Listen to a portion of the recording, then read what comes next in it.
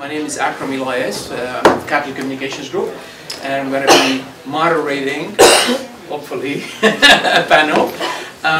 But you know, the subject matter is, of focus is Iran. But as you know, there's going to be 3 different presentations. The first one is going to be presented by Ingrid. Sigrid, sorry. Sigrid, sorry. I'm going to say, hi, please come in. And let me say, Sigrid is founder and president of the Center for Ethical Solutions. She'll discuss issues around organ transplantation policy, and she spent a lot of work on the experiment with that in Iran. She's going to share that experience with us and a lot of ideas quite interesting about the Iranian experiment. The other 2 panelists are going to focus on the nuclear issue. One is going to talk about the geostrategic issue of the Iranian nuclear program, and the other one is going to talk about it from a sociological perspective, how it is impacting and shaping the concept of identity within Iran itself. And you may think 3 different topics, maybe 2 more related to one another. Why are we having them all 3 here? I'm hoping that we expand our mind a little bit, and I'm going to do that before I give Sigrid the floor. I'm going to share with you a story, and I ask you to keep that story in the back of your mind, because it will help explain how these things are, and can be really interconnected. So, you have an American who walks into an Iranian large department store. This is a very good, major department store that sells all kinds of things having to do with furnishings. And the person walks in, goes directly to the section where they sell the rugs. And obviously the owner, the Iranian owner, follows him. And the American says, I want this. I'm interested in this. Pointing to a fantastic, Persian rug, big, nice, beautiful, and said, I would like this. And the Iranian shop owner says, oh, this is very interesting. May I show you some other things that we have that are really comparable, that might be of interest to you? And the American says, no, I'm not interested. I just want this. And then the Iranian says, well, can I show you some other department? There's this nice replica of a beautiful Cyrus cylinder, that talks about, what happens in Persia, blah, blah, blah, Babylon, religious tolerance, freeing the Jews from... can I show you that? That could very well, And I said, no, I'm not interested, I just want this. Of course, the Iranian is thinking, fantastic, he just wants this, the price keeps going up. And finally he says, all right, if that's all what you want, let's go and talk about the price, So, could you follow me, please, to my desk? And as they sit down, the Iranian says, may I please, how do you like to take your tea? I'd like to offer you some traditional Iranian tea. How would you want it? Some sugar, little sugar, no sugar, whatever. And we have some great candy, by the way, that are made in one area in Iran called Compensated. You can't find it anywhere else, but it's fascinating. I'd like you to taste that. And the guy says, no, I told you, I don't have time, I'm in a hurry. There is no time, I just want to have this transaction done. Thank you very much. So the Iranian then, looking at the book, turns a couple of pages and then goes like this, says, oh, I am sorry, I just discovered that this is not for sale. Thank you very much. Keep that story in mind as we proceed talking about Iran today. So, Sigrid, it's all yours. That is a very, very interesting story, because if any of you get the pleasure of reading my book, one of the things I was very, very frustrated with when I was doing research in Iran is how much tea I had to drink before I got to do an interview. We would have the way we finally got to do interviews with kidney sellers in Iran was that we would go and lecture at the medical hospitals, I about ethics, and my companion researcher on developments in kidney transplants. And after we had lunch and talked to the professors, we'd get to lecture to the students, and after we lectured to the students, we would get a tour. And of course, by this time, we've had tea three times. And then finally, towards evening, and then the next day, we'd get to meet the people to interview. And every hospital we went to, that was the procedure. And I'm so American, you know, I was like, okay, now we get to do the interviews, you know. But we always had to go through quite a bit of ceremony of just, they had to, you know, make sure we were okay and that our intentions were good before we could do anything. So your story, at least from my experience first time in Iran, was really quite appropriate, although they did let us in. You know, they did decide that we were polite enough and acceptable enough that we could wander the halls. I mean, we essentially, once we got permission, we went everywhere. We went on the transplant wards, we went into the Anjumans where they interview people to donate their kidneys, we went to the dialysis centers. So once they gave us access, it was carte blanche. But getting the point of access was difficult. Okay. To get started, this is Dr. Bahar Bastani. When I went to Iran, my visa at first was denied, of course. Then I actually got in sort of under a wire where I went and spoke at a transplant conference in Iran, and my visa was processed along with a bunch of other people, and I got a 10-day visa. Once I was there, I got to know the head of the medical school, and we had a lot of tea. And then he wrote me a letter, and we decided, Dr. Bastani and I, he is a nephrologist at the University of St. Louis Medical School, so a nephrologist is a kidney doctor, and an Iranian. And so he said, you know, we're not going to say we're doing research. What we're going to say we're doing is a lecture tour, which we did. So I got permission, 2 more months, permission to do a lecture tour. And then we did our lecture tour, but after that, we always stayed a week. We did 2 days of lectures and 3 to 5 days of research.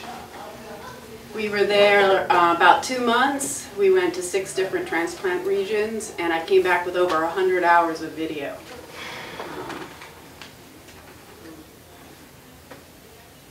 Why is Iran important when it comes to the organ shortage? I'm a medical ethicist. I knew nothing about the Middle East, really, but I've been studying the organ shortage for 30 years. What happened is that in the United States and most of the world, we focused on deceased organ donation. We thought, and maybe 30 years ago it would have been true, if we could just take organs from people who died, we would never have to put a living person at risk. This is actually a pretty high-tech process. And Iran, before the revolution, was involved with the European Network for Organ Sharing. Revolution hit. Because of its own policies and the isolationist policies imposed upon Iran, it was pulled out of the system before it had developed the infrastructure to, 1, determine brain death, which is necessary before you can take someone's organs, and 2, all the shipment that goes on, the preservation of the organs and shipping it around the country and things like that. So they fell back on what essentially was the old method at the time, namely having relatives and friends donate organs and do living donation, which is side by side, more or less, in the operating room. Now, for the next 30 years, we have continuously failed to solve our organ shortage. Now, why? The main reason is we've gotten better at car safety, and there's the hospice movement and the end-of-life movement, where people withdraw treatment. And I'm actually the ethicist for the Washington Regional Organ Procurement Organization, which does the deceased organ transplants. And all the time we're running into the problem of family withdrawing treatment before we can determine brain death to use the organs. But what we have more than anything else is that the truth is less than 1% of the population dies under conditions where we can use organs. Okay, why? Too old, too sick, dying too far from the hospital, too injured, right? So even if everyone signed their organ donor card, only go up a few thousand organs. And we've got 120,000 people waiting. 1 person dying every hour in the US, okay? Because we have so few organs available to save them. 90% of those worldwide are people who need kidneys. Diabetes related? Diabetes, hypertension, there's some genetic diseases that cause kidney failure, but for whatever reason, medical reason, far more human beings need kidneys than any other organ. And in the United States, because we've advanced medically, not only is living organ donation possible for kidneys, but for livers, intestines, everything except for hearts. So when they do the Donate Life, everyone sign your card, 98% of those people could be helped by a living donor. Okay, only the people who need hearts can't be. So while we're developing the deceased organ donor system, Iran spends 30 years developing the living organ donor system. And guess what? They have waiting lists of people who want to donate. Okay? Now, one of the problems when people look at the Iranian system is it has developed. 30 years ago, it was a relatively, everything goes, free market system, and it wasn't working well, and in some regions it's better than others. The example I always like to do is there's one author out of Kermanshah who has written a lot in English, and he writes about research he did 20 years ago. And you know what I like to say, it's like saying you know what the American medical system is like when you base it on data from rural Mississippi 30 years ago. You know, that tells you nothing about healthcare in New York City now, right? Or even as an average, it's not fair to use. Well, I came across that in Iran. We visited 6 regions. Shiraz actually prohibits organ sales. Okay? It's legal on the national level, but they have implemented policies that they are following, and one reason is that they do a lot of liver transplants, and you can only get those from deceased organs. So they have imposed a system essentially through... I'm sorry, someone took my jacket. It's here somewhere. Layla, it might be in the other room. In the other room. The other, which room?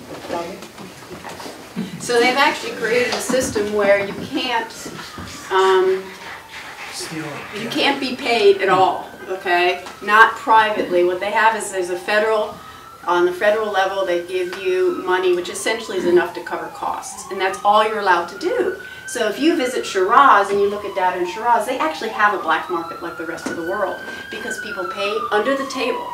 But when people pay under the table, the problem is those contracts are not enforceable, and you can't guarantee a donor's rights like you can in the rest of Iran. If you do get a chance to read the book, I was not really happy with what I saw in Tehran, certainly not with what I saw in Kermanshah. I thought it was they didn't have much informed consent in Kermanshah, and they were run out of money and things like that. But 2 regions, Isfahan and Mashhad, were doing an excellent job because they're the non-profits that run the kidney matching, treat both their donors and recipients as their clients equally. And they end up, okay, wait a minute. Oh, okay, I'm jumping ahead. Okay. Before I go to the next slide. And what they end up doing is, because they treat them equally and it's legal, and because you have a situation where it's nonprofits and not brokers who are making money, they have a situation where the donors are being treated like human beings and like equals with the recipients. And yes, they get paid money, but they also get health care that can be renewed, dental care, eye care, pretty much anything the recipients get. And because diabetes is such a big problem, a lot of these NGOs / nonprofits, Iranian NGOs, have health care, dental care for the recipients. And so the donors demand it as well and end up getting it. I would say the package of what they get is about $50,000 in value, with all the health care, job services. There's a wide variety of things, and one of the most important things is that when the social workers get together with them, they also connect them with other social services in Iran or in the region. And another thing that happens once you have more donors and recipients, you can be picky about which donors you pick and you choose. And so in those two regions, they're very, very careful to pick donors they can actually help. So what has happened in Iran, and there was a movement by some physicians to try to get the government to outlaw anyone from doing organ transactions outside of the NGO system, and it hasn't happened. So now, because you can get picky about donors, there are both donors and recipients that are going privately and doing it privately. So again, there's a little bit of an underground movement, which I wish they didn't have.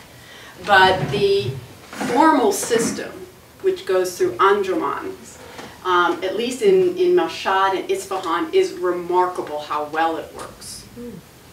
Now, what does it look like in the world? What it looks like in the world, where you have the biggest shortages and you have relatively wealthy societies, they buy organs from second world countries and third world countries. So you really do have exploitation of the poor by the rich. And it's really horrible exploitation because the poor have absolutely no protections. There's a study out of Pakistan, for example, where they had 200 donors and not a single one of them got the money they were promised. Right? In Iran, they put it in escrow. Right? The money goes in escrow beforehand, and it comes from the government, from charity, and from the family usually. But a lot of the families, a third of the families we interviewed, had contributed no money at all themselves because they were too poor to do it. Okay? So, but in Iran, see, particularly once they learned to close the system off to foreigners, because as long as it was open to foreigners, people from Saudi Arabia and the US outbid the local population. And so their own people weren't getting the kidneys. So they learned, that's one of the first things they learned, was to close off the system. Misconceptions about Iran. Iran has a black market in kidneys. No, only arguably Shiraz. So when you see studies coming out of Shiraz and they're talking about kidney sellers, they're really talking about very unhappy people who, you know, may be angry or may have been cheated and they have no way of enforcing their rights in Shiraz if they were promised that they would be paid and then weren't. Matter of fact, they're likely to go to jail if they go after the recipient for a supposed promise because they will be considered as blackmailing them, trying to blackmail or extort. It also does not have a free market in kidneys. It once did, but it gave it up in about 10 years and started regulating. And the most innovative thing Iran has done, we have a private system too. Living donation goes through the hospitals and the doctors. It doesn't go through nonprofits. Deceased organ donations goes through nonprofits in this country. Okay? What Iran did, they're the only country where nonprofits handle kidney matching for living donors. And that means there's no money collected by brokers. Okay? People always ask me, don't they force people to donate? No, they entice them to donate. I mean, the money is pretty amazing. And they actually entice them socially, too. With, you know, you're a hero for saving a life. You've served your country. You get exempt from military service if you donate a kidney because you're considered to have served your country by saving a life.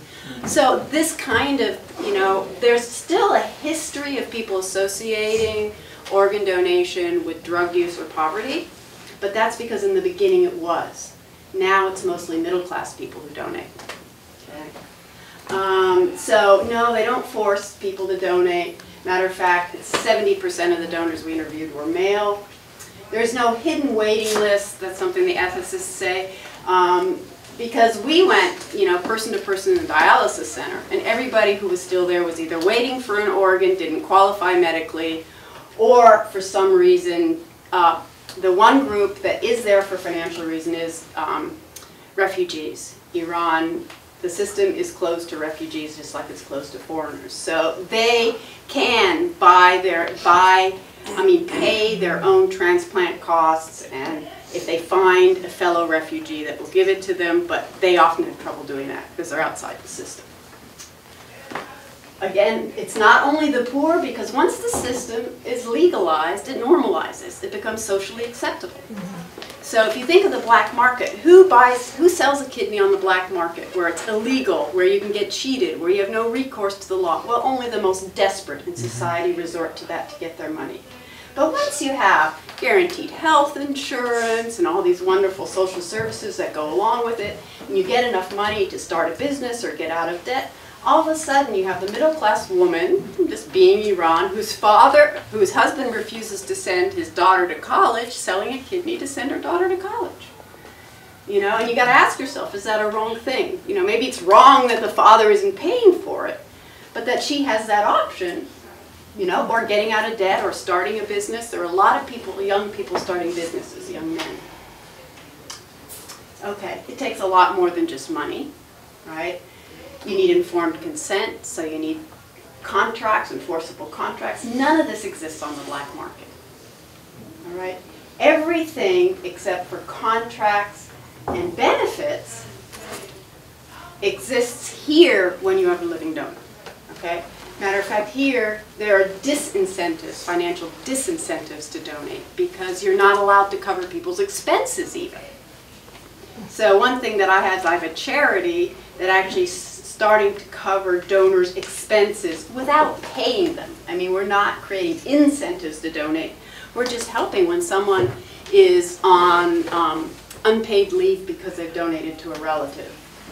Just yesterday, I approved a woman who was donating to her husband, and she, after donation, she would have lost her house. So here she would have saved her husband's life, but they would have no place to go home to because she didn't have enough money saved up to pay the mortgage for 2 months. So we paid her mortgage for 2 months. Okay? That kind of thing is questionable in the U.S. whether or not you can do it. Well, I'll find out whether or not you can do it, because my charity does. But we never pay someone for the organ, and we never entice them with money. We find people who are having trouble donating and are suffering financially because of it, and we help them so they aren't disadvantaged by the act. This is some data from around the world. Unfortunately, there's very little data. But in Canada, one study found that 80% of living donors lost $10,000 in productivity or more. Here's one from the US that said 76% of donors spent over 1 month of income to donate, right? Which makes sense, because if you're without income for a month to six weeks, and the problem is, this isn't just the donor. The donor's at home recovering, but who's taking care of the donor? The spouse or other significant person who's also not working. Maybe not quite as long, but they're also taking 2 to 3 weeks off at least. So you take both breadwinners out of the equation financially. And this one I found was actually the most interesting one, because at one hospital in Canada, 24% of family members who had agreed to donate changed their mind when they found out how much it would cost. Now the scenario you have is your aunt needs a kidney, but you've got 4 kids, right? So you can't help your aunt because you can't afford not to have income for a month because of those 4 kids, right? That's the scenario, because if it were their child that needed the kidney, which happened to be my situation, my son needed a kidney. If your child needs a kidney, you'll mortgage the house, you'll sell the house, you'll use up all your savings. But maybe not if it's your aunt, right? But that's still, because it tends to be older people, it tends to be one generation, you know, the older generation that needs the kidneys. It's a lot of people that just with as little as $1,000 to $2,000 could be helped. The lesson to learn from Iran: human beings aren't commodities. I think the efforts they are making to represent living donors as heroes who are giving to society, like a firefighter would, that they're providing a service. They are not selling an organ. They are doing something which is invaluable. I was told you need to compare it to like selling the Quran. You can't sell your body, right? What you're doing is you're helping saving a life, and you're being rewarded for that. And I think it would be a lot easier for the U.S. to help living donors if they didn't see, like what I'm doing, as paying people to donate. You know, it's not doing that. It's helping them meet their expenses. Now, Iran goes further than that.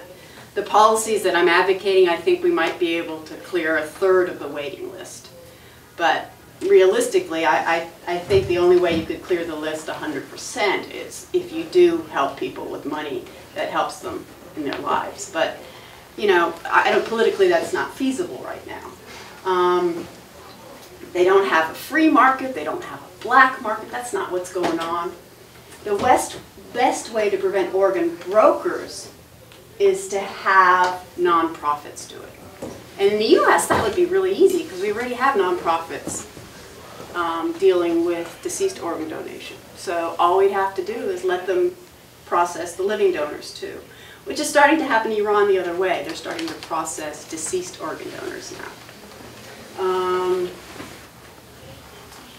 Donors, you know, a lot of the programs out there that are happening to try to help donors are like tax credits or education credits.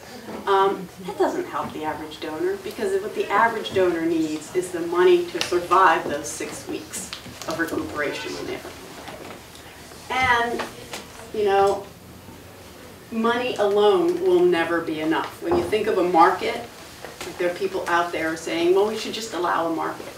No, because they need health care. They need job services. They cannot be, if you give someone a lump of money, it almost doesn't matter how much it is, they will feel abandoned afterwards. If they have to use up all that money to take care of their stitches or if they get an infection or something like that, you know? I mean, you really have to have long-term health care and a variety of other benefits that you show donors that we care about them.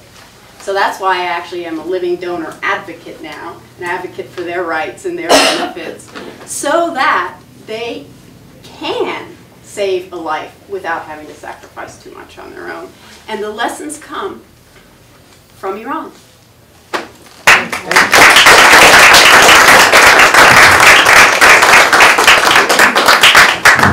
Well, we're going to open up for questions. Oh, am I still the only one here? Yes, you're. Oh my goodness. Yes. Okay. I think it seems like maybe they didn't show up because of the snow or something. No, I haven't been told.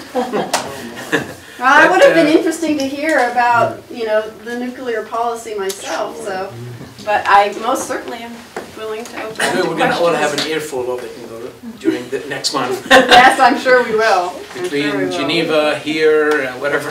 Right. Yeah. Please. Hi, my name's Diane May.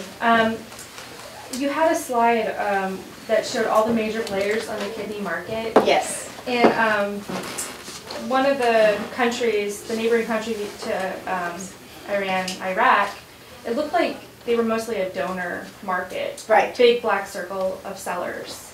Now, I spent some time there, and you know, we would see reports where there was a lot of smuggling going on, and children's kidneys were being removed by the militias.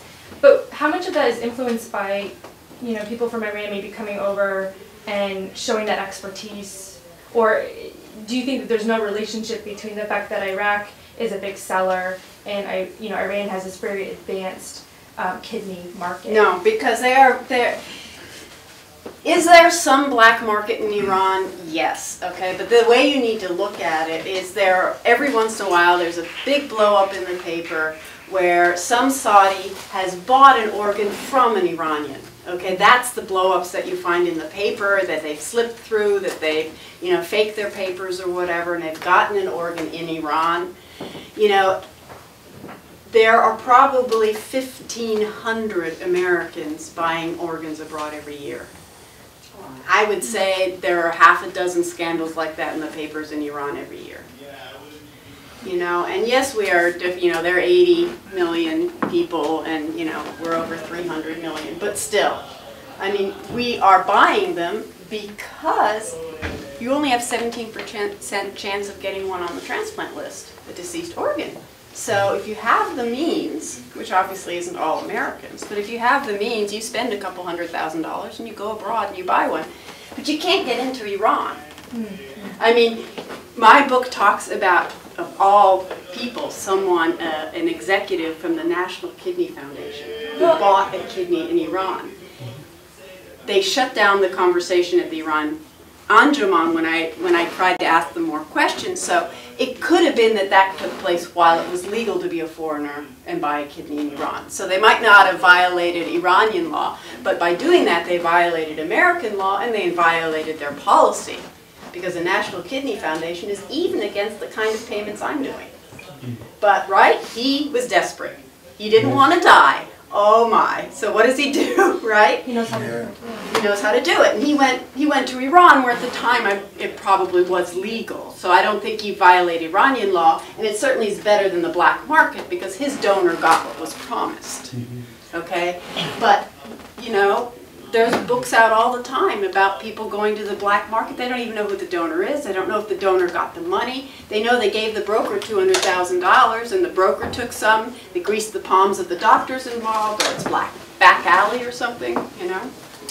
But do I think, to answer your question very directly, I think the white circle is there to indicate how isolated Iran is. Okay, I don't think Iran is feeding the black market in any way. Gentlemen. Thank you very much for a very enthusiastic and substantially important topic.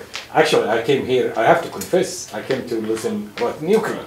But you know, I was very attracted, especially that I lost two of my friends who were, of course, in the same dilemma in this country. My questions to you, since you are an ethicist, have you touched base with the Shiite clerks of Iran, and what's their position? That's the first question. And the second, because in many other Muslim countries they consider this as unlawful or something. There are questions, debates at least. The second is, do you see in the future that in this country there could be some organization or group or maybe Catholic Church or whatever will actually take all these ideas and just within themselves will implement it? To answer your first question, yes, we did. There's a chapter in my book where I had an interview with a cleric, and Iran really didn't debate the issue of living donation very much. The issue is deceased organ donation and the use of a dead body. Historically, the Quran doesn't allow you to mutilate. Correct. Thank you. Mutilate a body after death, and they have been arguing about that. And just in the last 10 years, Iran has started doing deceased organ donation because there's still a few clerics that worry about deceased organ donation, but the legislature has passed a law saying it's legal and started the organization and distribution of deceased organs. So I don't know any Arab countries, Sunni or Shiite, that object to living organ donation. Now, Saudi Arabia is one of the places where they cover expenses for donors. And lucky for me, because when I started lobbying, you know, it's so hard for me to believe that Iran has been working on this for 30 years. And I am the first person to go over there and study it, I mean Western person to go over there and study it extensively. Because, and why didn't I? Because I was told they were lying. It was propaganda, you know. And some of it was. The system isn't as good as they said it was, but it's still a lot better than ours. You know, as far as number of people dying, and did I find it exploitive? Some of the stuff I saw in Tehran and Kermanshah did not please me. I thought it maybe was a little bit of exploitive. But, you know, why follow a bad example? What I saw in Isfahan and Mashhad, I was very impressed. And those would be the examples I would say we should follow. So that, I think, answers your first question, which, by the way, is much easier for me to lobby now because Israel, Australia, Singapore, and just last month, Ireland have started to pay their donors' costs. So now I don't have to go up and say, Iran's the only example when I go up to the hill. I've got other countries who in the last 5 years have started doing this. So that's, you know, so I think we're going to move in that direction. What organization? Well, Stop Organ Trafficking Now, my organization is trying. And the argument is if you can get organs at home, you won't need to go abroad. Why would you risk doing something illegal abroad if there's a way to get an organ at home? Americans helping Americans. That's the whole argument behind Stop Organ Trafficking Now. And my charity is pushing the limits by actually starting to help people. But is there any possibility, you think, instead of going all the way national, you are for the whole country, that something which will be a micro-experiment or something? Well, that's my book actually advocates for Congress to give permission to do an experiment because the law outlawing payment is a national law. It's a federal law. So what states have been actually pushing the limits by doing things like requiring organ leave, donation leave, paid leave for state employees, for example. And the federal government has that law too, but that's such a small portion. Well, it's not a tiny portion of the population, but the people who need money tend to be blue-collar workers.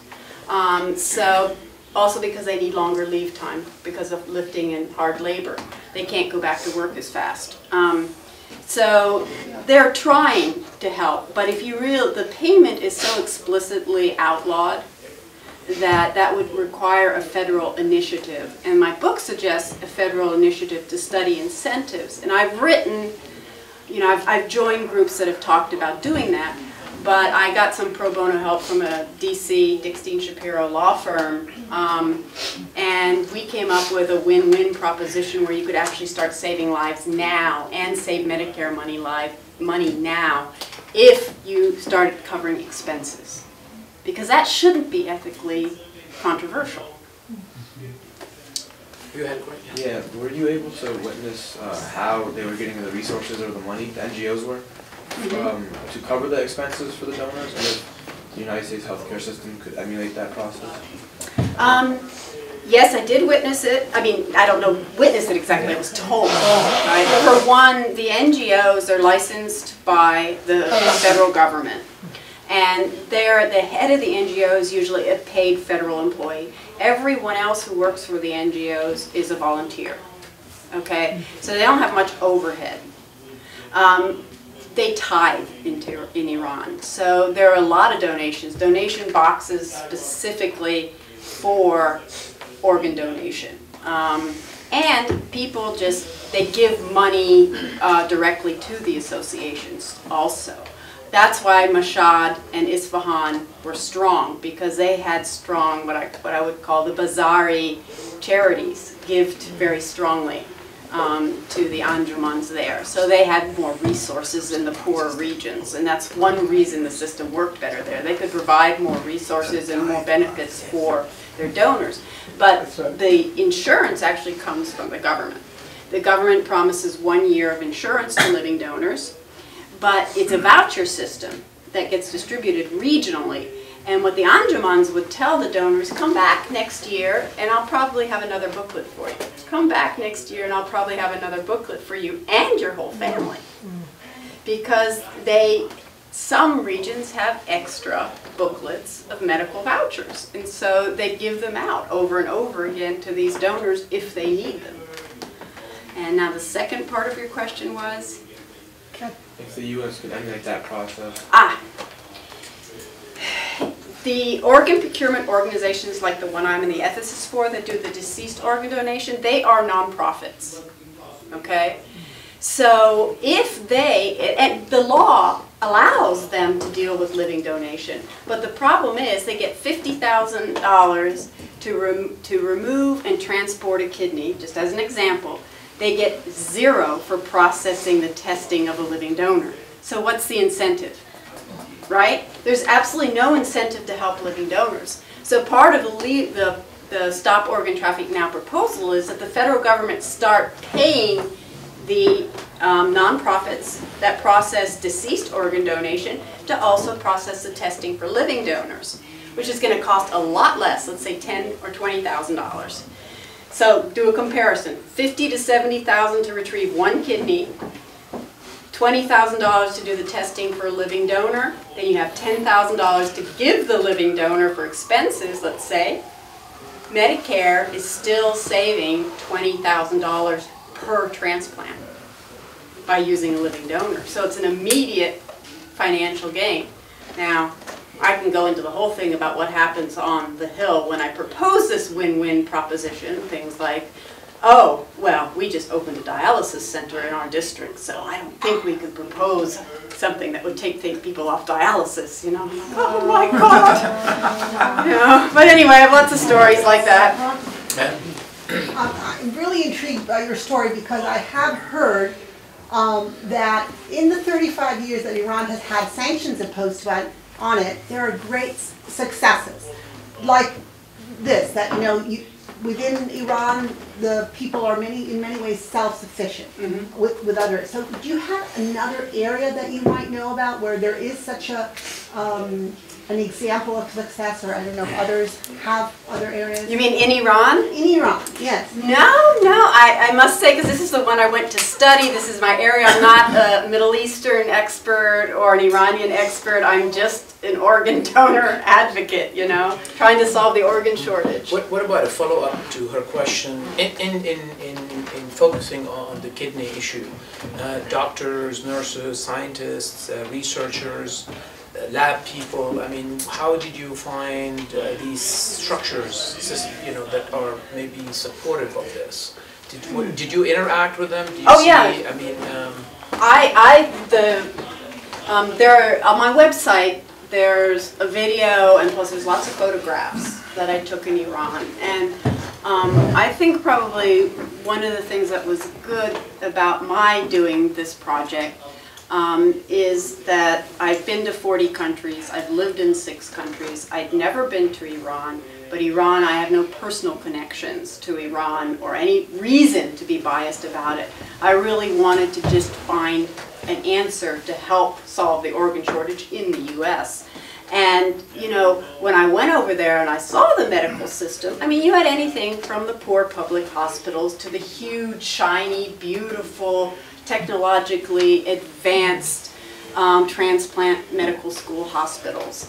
But nothing worse than I've seen in the Bronx, and a lot better than what I've seen in Argentina, you know?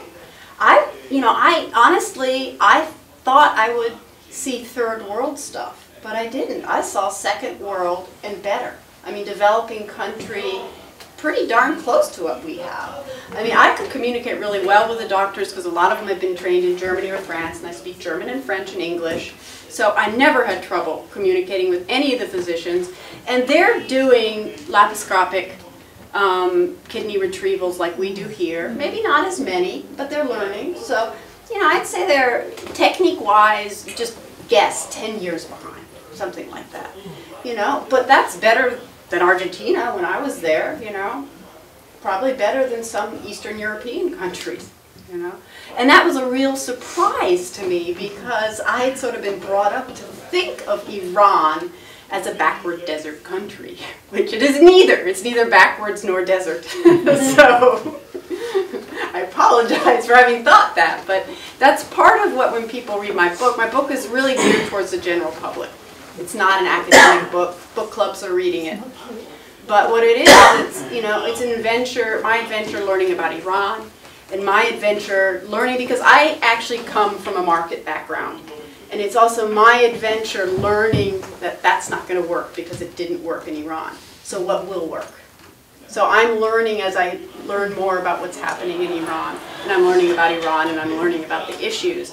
And, you know, people like the anecdotes of you know, the State Department warning. I had to sign up with the State Department that I was going, and my warning that I might be flogged or arrested and my head chopped off if my hijab fell off, you know. So, you know, but that, you know, I'm really surprised that I ended up having the courage to go, but the reason I did is I spoke to so many Iranians who said, you know, you'll be safe with us, you know. My only real concern over there was possible kidnapping for ransom.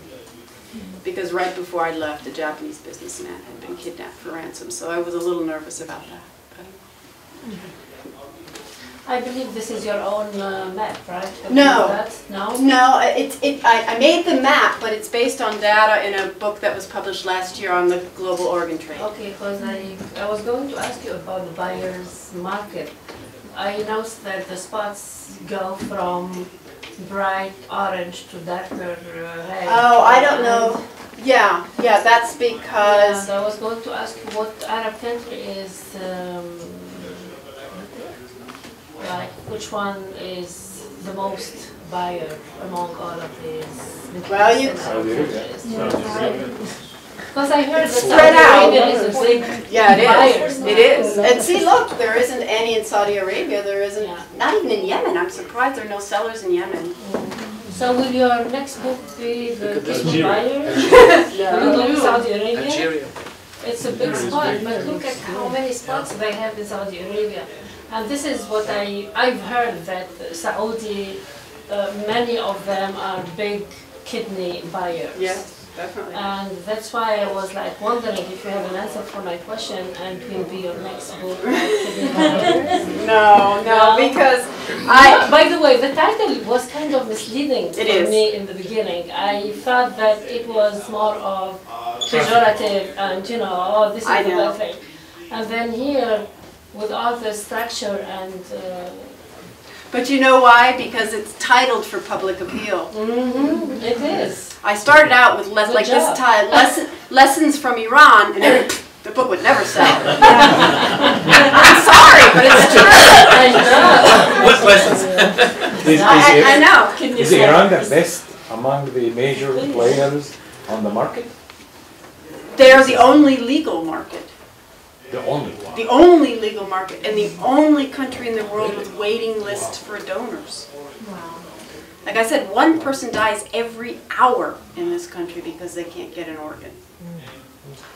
You know why I asked you about Saudi Arabia? Because you pointed at some point you were talking about Shia and Sunnah, and that in Quran the Quranic text says that mutilation of the body is not allowed after death. Because in the past I had some conversation about this very specific topic with some Saudi scholars, and I asked how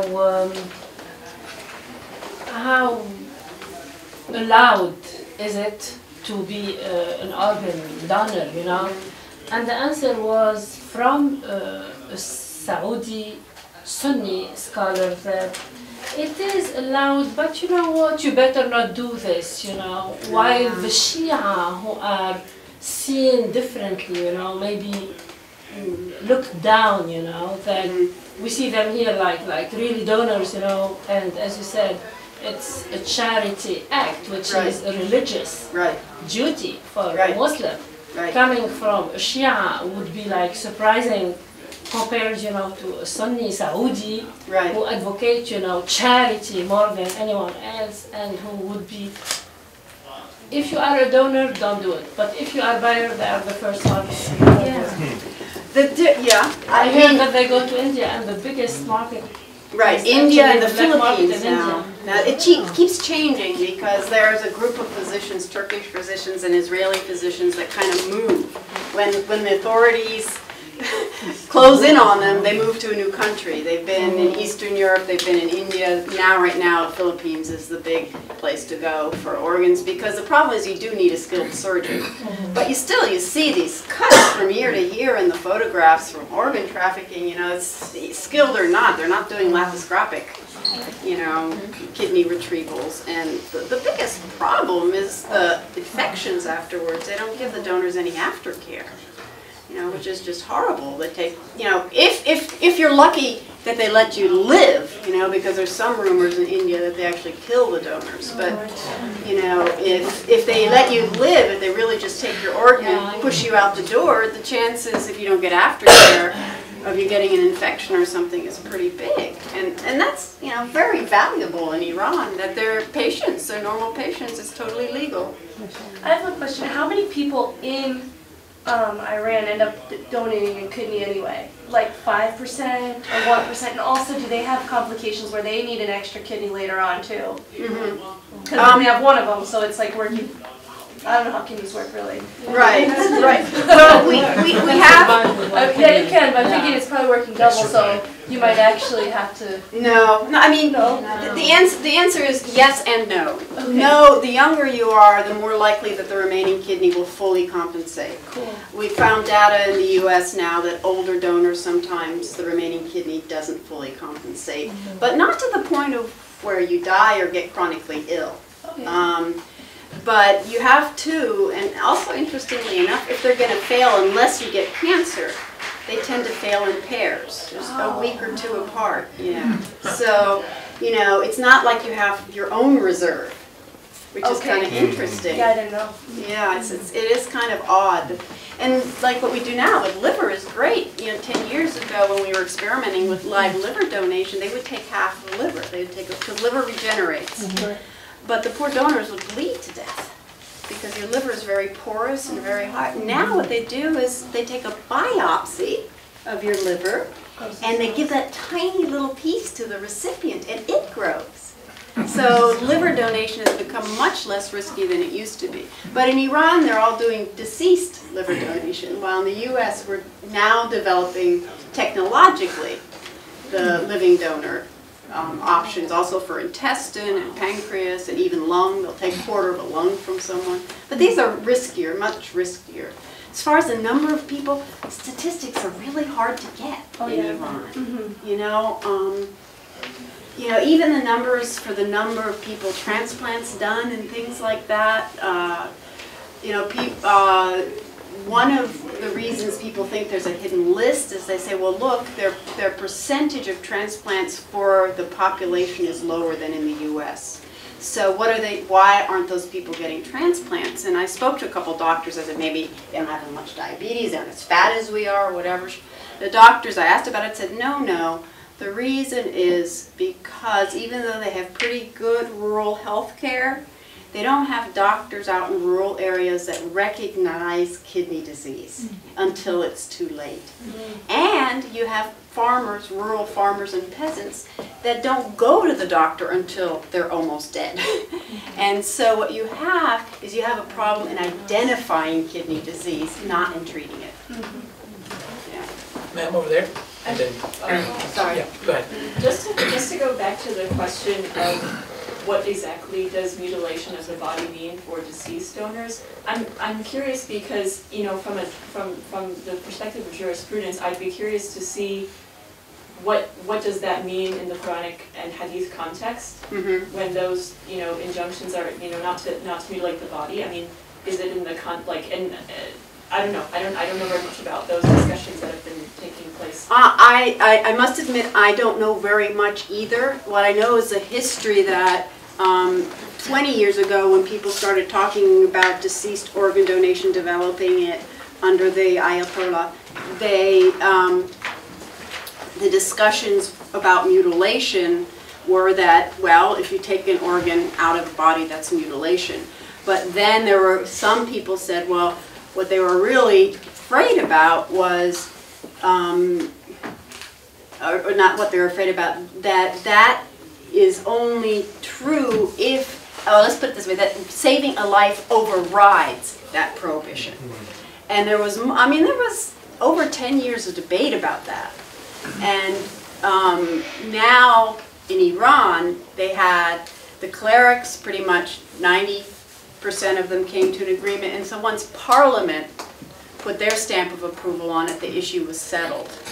Okay, and there's a general population sometimes still has a fear, so much so that in Mashhad, I thought this was a great solution.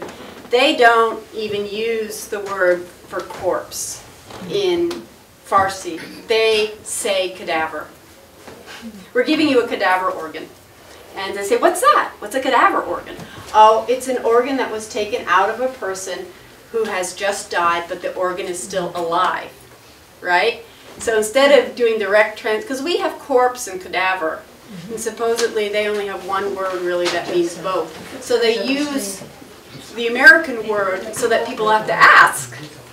And then perhaps they don't make the association in their mind that they're putting something dead being put in their body. But it's still, they have, you know, the general population still has some hesitation about donating, being an organ donor, as well as receiving a deceased organ. I think because there's still residual, while the clerics have made up their mind, the general population still has hesitations. And I don't know much about the Sunni arguments. The lady had there and the Actually, gentleman. mine is about China, so if... Okay, how about we take the gentleman? Did Yeah, you have sure. some? Did you? Okay, sure. First, I commend you on your courage to go into an area like that. I think that so many researchers are afraid to take risk. That's very common in our field. My name is Dr. Skakati, and I specialize in field research in security zones. I'm a bit skeptical. You have entered, undoubtedly, one of the most closed regimes on the planet. These are the same people that kidnap our hikers who come anywhere near their area. Their intelligence, internal intelligence system, it would be a stretch to say is flawless, but they are excellent. They're very hikers. They kidnap our hikers that go anywhere near Iran. The hikers. Yeah. And rightly so. Some of those are undoubtedly intelligence agents that get captured, but just hikers. That's something we do, no doubt about it. I saw Iranian intelligence on the Iran-Iraq border, how excellent they are. They're very well aware of researchers like yourself trying to enter in. Is it very possible that they carefully analyzed you before you came in, had a very clear background on what you were doing? The people you were talking to and then had to report to certain other people to say what's her message. They were carefully screening you as you were going through. They looked back at your overall message and said, overall she's speaking something that's positive toward us, and as a result of that, we're going to get a win-win out of this, but let's just be careful and monitor. Is that a possibility? That was my experience, ma'am, when I was in Vietnam, when I was in China. When I work on the U.S.-Mexico border, everyone says how safe it is. Your president says it how safe. I got shadowed by cartels working on both sides of the border doing my field research. So is it possible that was a part of what was going on with your research? Anything is possible, okay? Anything is possible, but they denied my visa when I told them what I wanted to do. The way I got in is they processed my visa with 2,000 other people who were attending a conference. And there were 3 Americans in that group. They just processed them all at once, stamp, stamp, stamp, stamp, 10 days to attend this conference. Extending the visa, this is the reason. Dr. Bastani is well known in Iran. He regularly lectures on the U.S. advancements in transplant in Iran. I think they just thought I was his mistress. I'm serious. I'm serious. They just processed us together. And the Estonian, see? And I was there in full hijab behind him, never saying anything. Went into the police department to get my visa, and he says, hey, you know, here's the letter. Here's my girl. I think they're more careful about this. This reminds me eerily of the situation with Cuba when they allowed our researchers, they shut everyone out, but they allowed researchers to go in and say how wonderful the medical system was, and it was in many ways advanced. And again, I admire what you're trying to do, but I would speculate, as someone who studies the opposition, I just gave a lecture. The argument of the opposition is they are being denied the most basic services because of their political affiliation, that they are persecuted at all levels by this regime for the most basic needs of society. And I think that undoubtedly is what happens with someone who would want a kidney, that they would have to have some sort of being in the good graces of the regime. I would sincerely doubt that someone in the Green Movement would be able to get this type of favor regularly, and that this was just equally meted out across Iran. I don't believe that for a second. Well, okay, you don't have to. All I know is what I saw. And I tell you, I got shot at in Egypt. No one even pointed a gun at me. I mean, I got slapped in the bazaar once for taking photographs by somebody who took offense, and, you know, I thought they weren't allowed to touch a woman, you know, and he comes up and slaps me because he sees my camera, you know, and so things happen. They would ask us, you know, why you know, directive came down not to let foreigners film. And Bastani would say, I'm not a foreigner. And they'd look at him and say, we better call. and make sure you have permission to film. We can just leave and move on to the next hospital. You know, I mean, that happened 2 or 3 times. But, you know, I just don't think, maybe they thought that I might give a positive picture of their country. I mean, then why did they deny my visa in the first place? That's my first question. And my second question is, the book is not positive, all positive. There's 2 regions out of 6 that I want to use as an example. Okay, so there's a lot of negative stuff in there too. They have told me it will never get published in Iran because of how negative it is. So whatever the government may have thought, you know, I'm not going to go back because of how negative the book is. I'm sorry, I just wanted to see this opposition that he's talking about. Who are they? That they don't get the kidney transplant? I'm talking about individuals in the Green Movement, anyone who speaks out against the regime, major civil society groups. Okay, Yeah, so you're not talking about people here. No. Well, I'm not talking No, but about like Baha'is or something. We can take a couple of more. Baha'is. We can take a couple of more questions. Did you have a question, ma'am? I China, actually, you said? yes, I had the China question. And we have another question here. What's the China Oh, question? What's the China I came across a film on YouTube when I was teaching about trafficking, and I noticed that they have the worst situation, like you said, in India. They actually sometimes kill people for that. Right. And the issue was the political prisoners in China, that they are actually, you know, executed sometimes without trial or too quickly. It's based on the blood type, based on the blood type of the committee person who needs the organ. They get moved up the execution list. And what I don't understand is, how do they execute these people and still have good organs? That's why there's accusations of vivisection and stuff like that. And the thing is, 10 years ago, China made a statement to the World Health Organization, we're not doing it, but if we were doing it, we've stopped. Well, I just saw last week in the paper, China has agreed to stop. And I'm going, wait a minute, that's the same thing they said 10 years ago, you know? So is it still happening? I mean, I know someone who went to China and got an organ. They had to bribe the doctors. They paid a broker. And I said, well, where did that person come from? He said he didn't know. He never met the donor. So he was told it was a living donor who pretended to be a relative, but he never met him. So who knows? You had a question? Yeah, you mentioned briefly that the organ donation was a free market for, I believe, 10 years. Can you explain a little bit more about the transition from the free market to the nonprofit right now? Sure. The first thing they did was close the market to foreigners, because the foreigners were outbidding the local population. When that happened, organ donations and selling plummeted, because the local inhabitants didn't have the millions or whatever, the huge amount.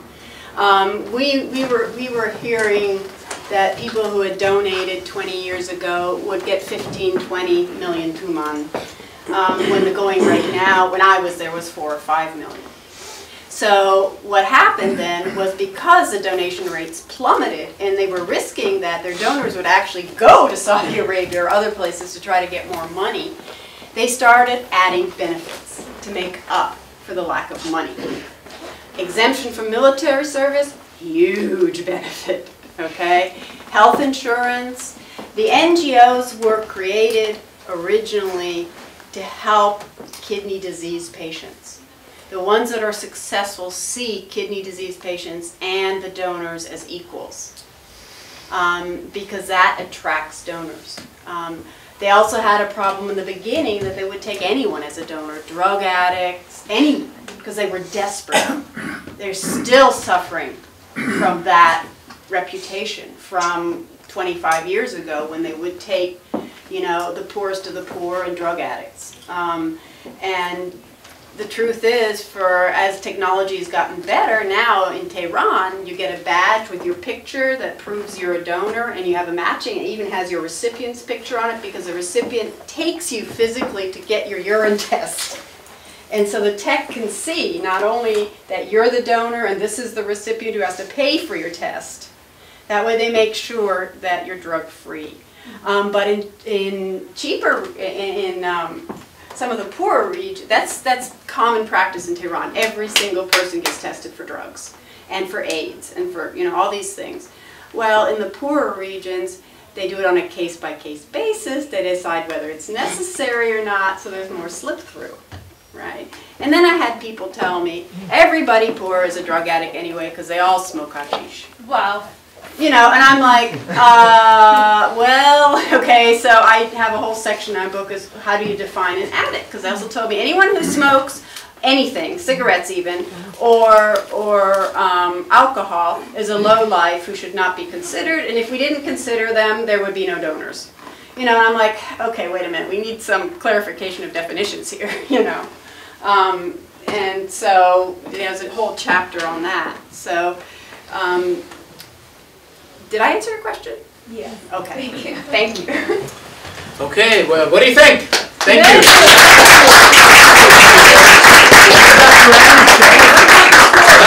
Your anecdote. Your story. Oh, well, the story was that since we were having the different topics, all related to Iran, the moral of the story is that the way from a cultural intelligence perspective, the way the Iranian mind is working is that it's constantly negotiating, and creating a rapport is very important. They think they have a lot to offer, so that could be maybe one small element in this case, but they have a lot to offer, and they see on the other hand a single-minded, you know, focus on one thing.